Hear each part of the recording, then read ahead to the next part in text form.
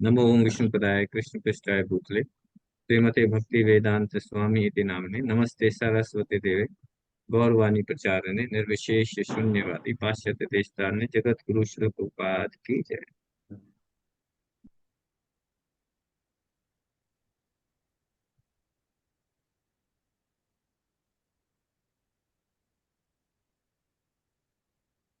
हरे कृष्ण। तो अभी हमने जो 10th श्लोक है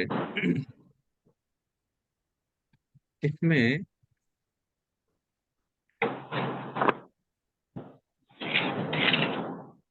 ब्राह्मणी आधाय कर्माणि संगम त्यक्त्वा करोति यः लिप्यते न स पापेन पद्मपत्रम एव अम्भसा।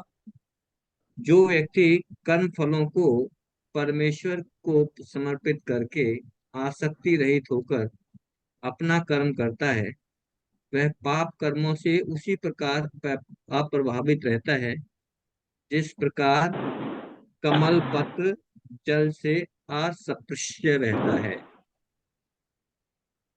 ओम ज्ञानतिमिरान्धस्य ज्ञानाञ्जनशलाकया चक्षुरुन्मिलितं येन तस्मै श्रीगुरवे नमः। श्रीचैतन्यमनोभीष्टं स्थापितं येन भूतले स्वयं रूपं कदा मह्यं ददाति स्वपदान्तिकम्। वन्देऽहं श्रीगुरो श्रीयुतपदकमलं श्रीगुरेण वैष्णवास श्रीरूपं साग्रजातं सहगं रघुनाथाविन्दं तं सजीवम् साद्वैतं सावधूतं परिजनसहितं कृष्ण चैतन्य देवं श्रीराधा कृष्ण पादान् सहगं ललिता श्रीविशाखाविन्दं हे कृष्ण करुणा सिंधु दीनबंधु जगतपते गोपेश गोपिका कांत राधा कांत नमस्ते। तप्त कांचन गौरांगी राधे वृंदावनेश्वरी वृषभानुसुत देवी प्रणमामि हरि प्रिय। वाञ्छाकल्पतरुभ्यश्च कृपा सिन्धु एव च पतितानां पावनेभ्यो वैष्णवेभ्यो नमो नमः। जय श्री कृष्ण चैतन्य प्रभु नित्यानंद श्री अद्वैत गदाधर शिवासादि गौर भक्तवृंद। हरे कृष्णा कृष्णा कृष्णा हरे हरे, हरे राम राम राम हरे हरे। नमो विष्णुप्राय कृष्ण भूतले श्रीमते भक्ति वेदांत स्वामी इति नाम्ने नमस्ते सरस्वती देवे गौरवाणी प्रचारिणे निर्विशेष शून्यवादी जगत गुरु प्रभुपाद की जय। हरे कृष्ण। जय कृष्ण। तो 8वां और 9वां श्लोक हमने किया था, उसमें भगवान कृष्ण बता रहे हैं कि जो कृष्णा कॉन्शियस व्यक्ति होता है, ही नेवर थिंक्स कि आई एम डूइंग समथिंग। ये कल हमने डिस्कस किया था कि कोई भी चीज कोई भी कार्य हम कर रहे हैं तो कृष्णा कॉन्शियस व्यक्ति ये नहीं कहता कि मैं कर रहा हूँ, है ना। कुछ भी अगर पूछेंगे कि are you going to somewhere, है ना, are you going to are you coming today to my house, है ना, तो वो क्या कहता है, I don't know, if Krishna desires I will do और आई विल कम, है ना, everything depends on Krishna. So इस तरह से हमने कल 9th 8th और 9th जो श्लोक किया था। एक्चुअली अगर हम देखें इसको तो जो श्लोक नंबर 7 है ना,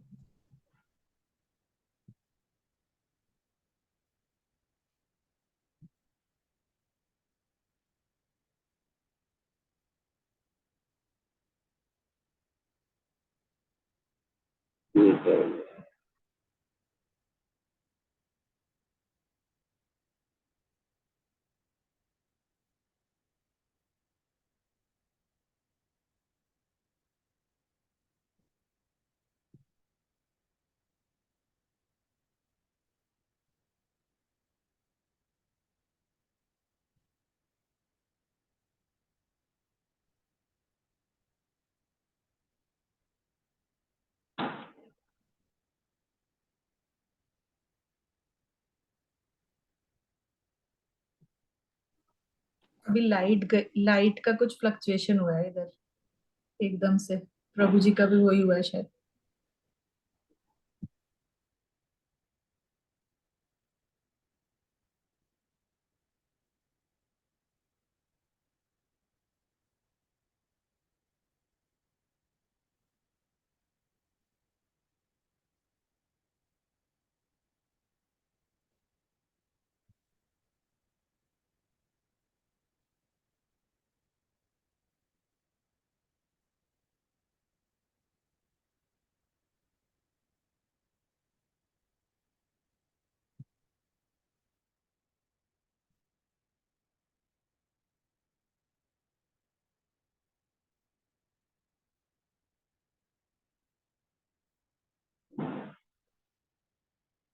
हरे कृष्ण माता जी,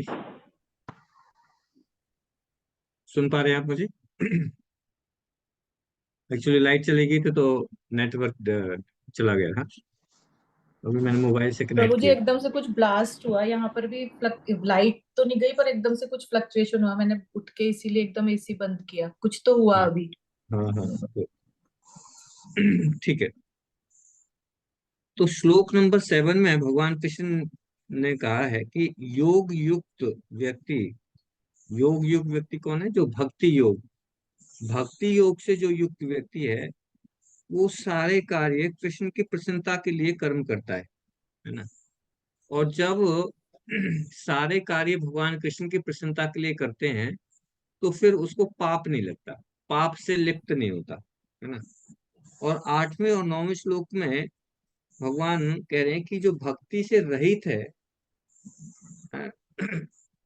या अपनी योग्यता से युक्त व्यक्ति कर्म संन्यास की विधि में ये मानता है कि वह कुछ भी नहीं करता, है ना। कृष्ण की प्रसन्नता के लिए भी कोई कर्म नहीं करता, है ना? तो ये जो है, यहाँ पे अर्जुन के मन में एक संशय उठता है कि कर्म संन्यास की विधि में व्यक्ति व्यवहारिक कर्मों को तो करता ही करता है, भाई संन्यास ले लिया, फिर भी जो व्यवहारिक विधि है उनमें तो कर्म करता ही है। और इसके इस तरह करने से उसको पाप तो लगेगा ही, है ना। जैसे मान लो, जब संन्यास अगर कर्म नहीं करेगा तो कोई पाप नहीं लगेगा। तो अर्जुन क्या सोच रहा है कि ठीक है, मैं कर्म नहीं कर, मैं युद्ध ही नहीं करूंगा, युद्ध नहीं करूंगा तो फिर मुझे पाप भी नहीं लगेगा, है ना। पाप से लिप्त नहीं होगा। परंतु भक्ति योग की विधि में भक्ति योग की विधि क्या है कि यदि व्यक्ति युद्ध जैसा कर्म भी करता है, युद्ध भी करता है भक्ति योग में, तो भगवान कृष्ण कह रहे हैं कि वो पाप से लिप्त नहीं होता, उसको पाप नहीं लगता, है ना। अब अर्जुन ने युद्ध किया, कितने लोगों को मारा, है ना। तो अर्जुन सोच रहे मुझे पाप लगेगा, लेकिन भगवान कह रहे हैं कि क्योंकि आप मेरे कहने से युद्ध कर रहे हो, इसलिए आपको पाप नहीं लगेगा, है ना। पर फिर भी अर्जुन के मन में क्या है कि फिर भी कुछ ना कुछ तो पाप जरूर से लगेगा, है ना। भगवान मना कर रहे हैं कि कोई पाप नहीं लगे, फिर भी अर्जुन के मन में ये कि नहीं, कुछ तो, है ना, सारा पाप नहीं लगेगा लेकिन फिर भी कुछ तो लगेगा, है ना। तो अर्जुन के मन के इस संदेह को भगवान जो है समझ गए, और उस संदेह को दूर करने के लिए इस श्लोक में भगवान बता रहे हैं अर्जुन को कि भक्ति योग में स्थित व्यक्ति युद्ध करते हुए पाप से उस प्रकार लिप्त नहीं होता, जैसे कि कमल का पत्ता, है ना। जैसे कमल का पत्ता जल में रहते हुए भी जल से लिप्त नहीं होता। जो कमल का पत्ता है वो जल में रहता है, लेकिन वो जल जल उसके ऊपर रुकता नहीं है ना। तो इस तरह से इसमें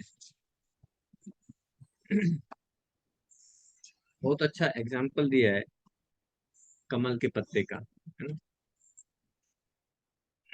और ये नेचुरल है ना। कमल का पत्ता इतना सॉफ्ट रहता है कि उसके ऊपर पानी की कोई बूंद रुक ही नहीं सकती, नेचर में। पानी में रह के भी पानी से कनेक्शन नहीं है उसके पत्ते का, कमल के पत्ते का। इसी तरह से हम लोग, although we are staying in this material world, इस भौतिक जगत में हम हैं, लेकिन क्योंकि हम कृष्णा कॉन्शियस से जुड़ गए हैं, क्योंकि हम कृष्णा कॉन्शियस को में रहते हैं, और भगवान कृष्ण की डायरेक्शन के अनुसार हम कार्य करते हैं, तो नथिंग विल अफेक्ट मी। इस भौतिक जगत में रहते हुए भी अगर हम कृष्णा कॉन्शियस में रहते हैं और कृष्णा की डायरेक्शन के अनुसार कार्य करते हैं, तो हमारे ऊपर पाप इसी तरह से लिप्त, पापों का इफेक्ट हमारे ऊपर इस तरह से नहीं पड़ता, जैसे कि कमल के पत्ते पे पानी नहीं रुकता, पानी नहीं रुकता। तो इस भौतिक जगत यानी कि ये इस भौतिक जगत में तो सारे कार्य है ना, हम क्या है, पाप कर्म ही करते हैं एक तरह से। लेकिन अगर यहाँ भौतिक जगत क्या है, जेल है ना, ये इस जेल में अगर हम कृष्णा कॉन्शियस एक्टिविटी करते हैं तो फिर पाप हमारे ऊपर, पापों का इफेक्ट होगा ही नहीं। There will be no sin, है ना। लेकिन ठीक है, पापों का तो इफेक्ट नहीं होगा, लेकिन फिर वाई आई एम ट्रबलिंग, क्यों मुझे प्रॉब्लम्स हो रही हैं इतनी सारी, क्यों प्रॉब्लम हो रही है? कृष्णा कॉन्शियस में कार्य तो कर रहे हैं लेकिन फिर भी हम ट्रबल में, ये भी प्रॉब्लम है। प्रॉब्लम है बहुत बड़ी, प्रॉब्लम है आसक्ति की, अफेक्शन की। हमारा अफेक्शन है इन भौतिक चीजों से, है ना। हमें अफेक्शन है अपनी गाड़ी से, अफेक्शन है अपनी बंगले से, अफेक्शन है अपनी अपनी जो मटेरियल चीजें, उनसे बहुत ज्यादा अफेक्शन है। और उस अफेक्शन की वजह से हमारा कंटेमिनेशन हो चुका है। अफेक्शन और कंटेमिनेशन की वजह से हमें ट्रबल हो रही है, हमें हमें परेशानी है। उसी की वजह, अफेक्शन की वजह से ही हमें दूसरा शरीर मिल रहा है ना। अफेक्शन की वजह से ही हमें दूसरा जन्म मिलेगा। जब दूसरा जन्म होगा तो जिस चीज से अफेक्शन है उससे रिलेटेड ही हमें दूसरा शरीर मिलेगा। शरीर मिलेगा, जैसे हम ड्रेस चेंज करते हैं, है ना। आज हमने कुछ ड्रेस पहनी है, कल हम दूसरी ड्रेस पहन लेंगे, है ना। शरीर का चेंज होना ऐसे ही है, it just like a changing the dress. तो I am the spirit soul, मैं तो एक आत्मा हूँ, है ना, स्पिरिट सोल हूँ। पर जब इस भौतिक जगत में आते हैं तो ये आत्मा भी क्या हो जाती है, कंटेमिनेट हो जाती है, दूषित हो जाती है।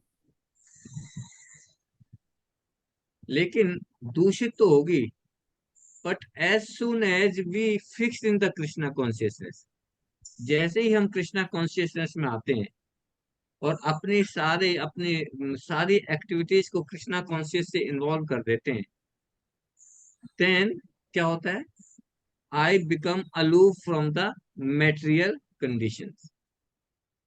इस श्लोक में यही भगवान एग्जाम्पल देके समझा रहे हैं कि कृष्णा कॉन्शियसनेस कितना इंपॉर्टेंट है। कृष्णा कॉन्शियसनेस में आप सारे कार्य करें तो फिर हमारे ऊपर पापों से लिप्त होने का कोई चांस नहीं रहता।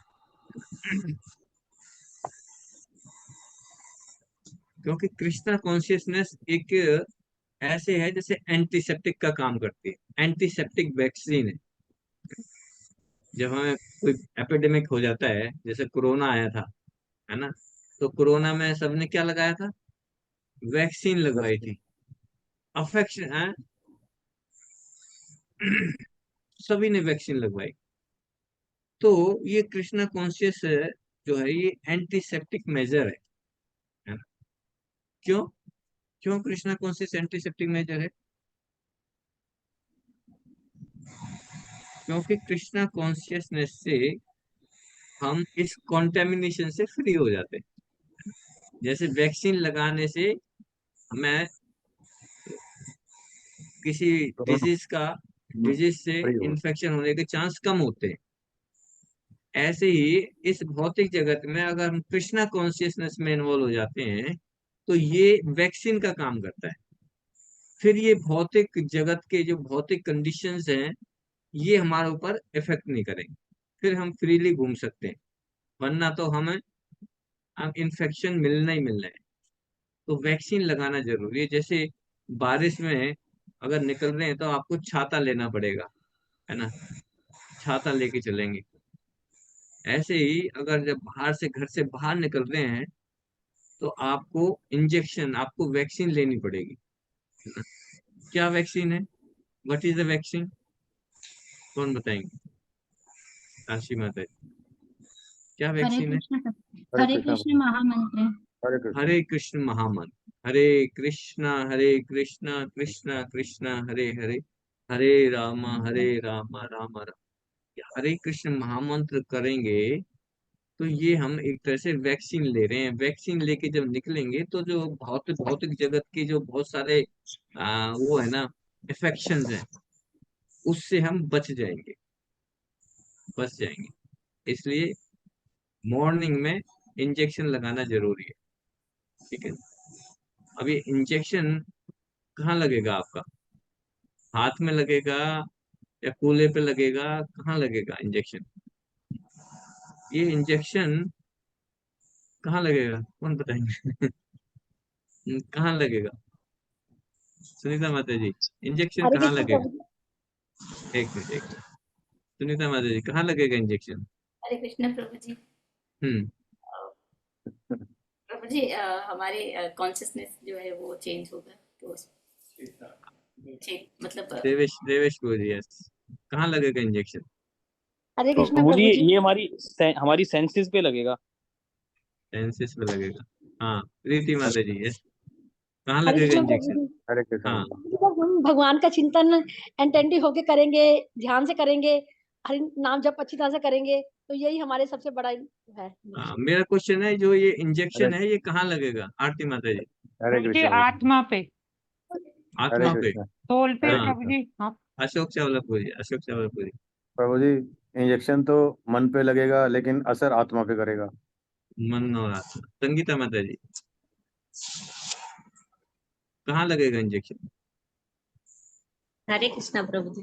प्रभु हम्म, जी हमारे हृदय पे लगेगा, फिर उसका मार्जन होगा। हृदय पे लगेगा। मैंने एक क्वेश्चन पूछा हुआ है पहले, डिस्कस हुई, राशि माता जी, यस। हरे कृष्ण प्रभु जी। प्रभु जी, हाँ। ये हमारी जीवा के थ्रू हमारी बुद्धि तक लगेगा। जीवा से हमारे कान में जाएगा और कान से बुद्धि तक। हाँ, ये इंजेक्शन आपके कान में लगने वाला है। कान में लगेगा। हरे कृष्ण महामंत्र को कान के द्वारा कान में जाएगा, सुनेंगे तब इंजेक्शन लगेगा। हाँ, जैसे इंजेक्शन आपकी नसों में लगाते हैं तो ज्यादा इफेक्ट आता है ना, ऐसे ये हरे कृष्ण मंत्र का जो इंजेक्शन है वो कान में उंडेला जाएगा। कान से सुनना है आपको, मुंह से बोल के कान से सुनना है, तब ये इंजेक्शन इफेक्टिव होगा। अगर आपने सुना नहीं, भगवान के नाम को सुना नहीं, है ना, तोते की तरह बोलते रहे बस, है ना, बोलना और सुनना दोनों डिफरेंट है। हरे कृष्णा कृष्णा कृष्णा हरे हरे, हरे राम राम राम बोल दिया, तोते की तरह बोलते रहे, इफेक्ट तो होगा उसका, बट इतना इफेक्ट नहीं होगा। जैसे गोली टेबलेट लेते हैं ना, तो कम इफेक्ट होता है, तो ज्यादा अगर जल्दी इफेक्ट हो तो क्या कहते हैं, इंजेक्शन लगाओ जी इसको, नस में इंजेक्शन लगाते हैं तो उसका इफेक्ट जल्दी होता है। ऐसे ही हरे कृष्ण महामंत्र को हमें कानों से सुनना है ना, तो कानों में इंजेक्शन लगेगा ये, है ना, तो फिर जो है हम हमारी ये वैक्सीन अच्छी तरह से काम करेगी। ठीक है। तो हरे कृष्ण महामंत्र करने का प्रोसेस क्या है, मुंह से सुनना है, कानों, इसमें माइंड को बाईपास कर दो, माइंड को वापस ध्यान से अगर देखें तो जब हम बोले हरे कृष्णा तो सुने, एक एक वर्ड को सुनना है, भगवान के नामों को सुनना है कानों से, मुंह से बोलना, कानों से सुनना। पुपा जी से पूछा, पुपा जी में हमारा मन भटकता है, माइंड में बहुत सारे काम आते हैं, पुपा जी कहते हैं इस माइंड को बाईपास कर दो, है ना। जैसे फरीदाबाद बाईपास रोड है, बाईपास पूरे फरीदाबाद को बाईपास कर दिए, बाहर बाहर से निकल गए, है ना। ऐसे ही पुपा जी कह रहे हैं इस माइंड को बाईपास कर दो। माइंड को लाते क्यों, कहाँ से आएगा माइंड? मुंह से बोलो और कानों से सुनो, माइंड तो ऊपर है है ना। जब एक एक अक्षर को कानों से सुनेंगे, बस सुनना है हमें, सुनने मात्र से हमारा जो है, हमारा प्योरिफिकेशन होगा, कॉन्टेमिनेशन हटेगा। तो यहाँ पर है, लिप्यते ना से पापेन, है ना, पाप से लिप्त नहीं होगा। अगर हम कृष्णा कॉन्शियसनेस में कार्य करेंगे तो पाप से हम लिप्त नहीं होंगे, है ना। तो इसमें कर्मों को, इसमें पहला जो श्लोक, पहली जो लाइन है, ब्रह्मणि आधाय कर्माणि, अर्थात अपने कर्मों को ब्रह्म में आधारित करो। तो ब्रह्म शब्द का यूज किया है यहाँ पे, तो ब्रह्म का शब्द का प्रयोग तो कैसे करते हैं, जो कर्म सन्यासी करते हैं, इस भावना से करते हैं कि ब्रह्म निष्क्रिय है ना। ब्रह्म वो क्या करते हैं, ब्रह्म जो है ब्रह्म ज्योति है ना, ब्रह्म तक पहुंचते। तो ब्रह्म में तो कोई कार्य होता ही नहीं है। तो ब्रह्म को वो क्या कहते हैं, ब्रह्म तो निष्क्रिय है, ब्रह्म कोई कार्य नहीं करता। और जब ब्रह्म कोई कार्य नहीं करता तो हम ब्रह्म के ही अंश हैं, हम भी ब्रह्म में मिल जाएंगे। तो जब ब्रह्म निष्क्रिय है तो हम भी निष्क्रिय बन जाते हैं, हम भी कार्य न करें, है ना। ये कर्मवादी सन्यासी। लेकिन भगवान भक्ति योगी के लिए ब्रह्म शब्द का प्रयोग करके यहाँ पे ये बताना चाहते हैं कि जो ब्रह्म कर्म सन्यासियों के लिए निष्क्रिय है वो भक्ति योगियों के लिए सक्रिय है। कर्म सन्यासियों के लिए तो निष्क्रिय है कि वो कार्य ना करें, लेकिन जो भक्ति योगी हैं, जो भक्ति में लगे हुए हैं, उनके लिए सक्रिय कार्य है, उनको कार्य करना पड़ेगा, कर्म करना पड़ेगा, है ना।